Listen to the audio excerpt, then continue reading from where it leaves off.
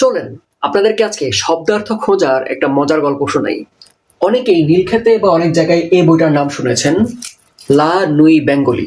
মির্জা এলিয়াদ মৈত্রী দেবীর সাথে নিজের প্রেমের গল্পটাকে উপন্যাস আকারে লিখেছিলেন এবং এটার জবাবে অন্য দৃষ্টিভঙ্গিতে বা নিজের দৃষ্টিভঙ্গিতে মৈত্রী দেবী লেখেন ন হন্যতে। লা নুই বেঙ্গলি নামটা তো ফ্রেঞ্চ, এটার অর্থ হচ্ছে দ্য নাইট অফ বেঙ্গল বা বাংলার রাত। ন হন্যতে অর্থ কি? এটা আমার অপরিচিত শব্দ, অনেক কাল এটা শব্দের অর্থ জানতাম না। ফাইনালি খুঁজে পেলাম যখন এই বইটা পড়তে গেছিলাম। শ্রীগীতা। কুরুক্ষেত্রের যুদ্ধের প্রথম দিনে যখন অর্জুন তার বিপক্ষ দলে নিজের আত্মীয়দেরকে দেখে তাদেরকে হত্যা করতে পারবে না বলে বিমর্ষ হয়ে যায়, তখন শ্রীকৃষ্ণ তাকে কিছু মোটিভেশনাল কথা বলে।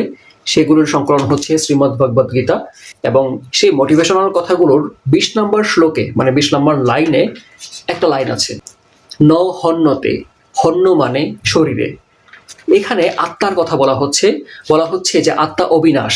ন হন্যতে তার কোনো হত্যা হয় না। হন্য মানে শরীরে, শরীরকে মেরে ফেললেও সে ধ্বংস হয় না। এখানে না হয় আত্মার অবিনাশিতার কথা বলা হচ্ছে, কিন্তু মৈত্রেয়ী দেবী কোন সেন্সে ন হন্যতে বলেছেন? এটা কি মির্জা এলিয়াদের প্রতি তার অনুভূতির কথাই বলছেন? কে জানে।